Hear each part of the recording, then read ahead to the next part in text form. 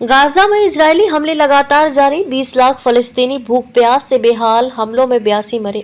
Gaza में बुधवार को भी इजरायली हमले जारी रहे। ताजा हमलों में 82 लोगों के मारे जाने की सूचना है। मरने वालों में दर्जनों महिलाएं और बच्चे शामिल हैं। इस बीच युद्ध से त्रस्त फलस्तीनियों के बीच बुधवार को भी खाद्य सामग्री, पेयजल और दवाइयां नहीं पहुंची। अंतर्राष्ट्रीय दबाव में इजरायल ने सोमवार मंगलवार को कुछ ट्रक सामग्री गाजा में भेजी थी, लेकिन उसका वितरण अभी तक नहीं हुआ है।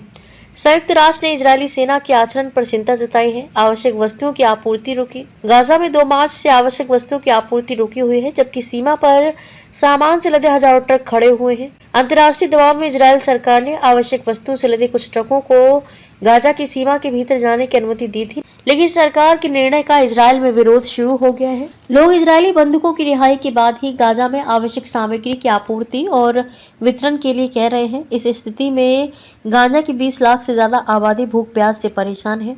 वेस्ट बैंक में राजनयिकों के दल पर फायरिंग। वेस्ट बैंक के दौरे पर आया अंतर्राष्ट्रीय राजनयिकों का दल बुधवार को इजरायली सेना की फायरिंग का शिकार होने से बच गया। ये घटना जेरिन शहर की है। यूरोपीय और पश्चिमी देशों के इस दल में 20 राजनयिक थे। ये दल इजरायल के कब्जे वाले वेस्ट बैंक क्षेत्र में मानवाधिकारों की स्थिति देखने के लिए आया था, लेकिन जब ये दल दोपहर के समय जेरिन में फिलिस्तीनियों के शरणार्थी शिविरों की ओर गया तो उसमें शामिल लोगों को फायरिंग की आवाज सुनाई देने लगी। दल में शामिल राजनयिक ने बताया है कि इस फायरिंग में दल का कोई सदस्य घायल नहीं हुआ है।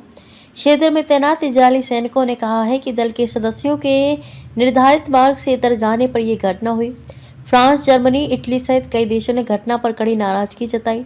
दल को खतरे की चेतावनी देने के लिए फायरिंग की गई थी। फ्रांस, जर्मनी, इटली सहित कई देशों ने घटना पर कड़ी नाराजगी जताई है और इजरायल के राजदूतों को तलब किया है। संयुक्त राष्ट्र मानवीय मामलों के प्रमुख टॉम फ्लेचर ने गाजा में 9 सहायता ट्रकों के प्रवेश को समुद्र में एक बूंद के रूप में देखा जा रहा है। संकट के पैमाने को संबोधित करने के लिए इलाके में सहायता बढ़ाने की तत्काल जरूरत पर जोर दिया गया। संयुक्त राष्ट्र का दावा है कि अगर इजरायल अनुमति देता है तो सहायता आपूर्ति के लिए उसके पास करीब 8,900 ट्रक तैयार हैं। इस साल 1 से 16 जनवरी के बीच करीब 620 मानवीय ट्रकों ने गाजा में रहने वाले लोगों को सहायता पहुंचाई, जिसमें आटा, कोयला, दाल, चावल, बुलगुर, दवाई किट और बच्चों के लिए कपड़े शामिल थे।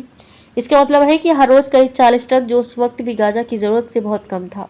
हालांकि 2 मार्च को इजरायल ने मानवीय सहायता की एंट्री पर पूरी तरह से रोक लगा दी। इस वजह से भोजन, पानी और मेडिकल सहायता में बड़े स्तर पर कमी देखी गई। स्वास्थ्य मंत्रालय के मुताबिक सहायता नाकाबंदी शुरू होने के बाद से 57 बच्चे कुपोषण से मर चुके हैं। ये तादाद बढ़ने की उम्मीद है। पोषण क्लस्टर के मुताबिक 6 और 23 महीने की उम्र के 92% से ज्यादा बच्चों को उनकी पोषक तत्व की जरूरत नहीं मिल रही है।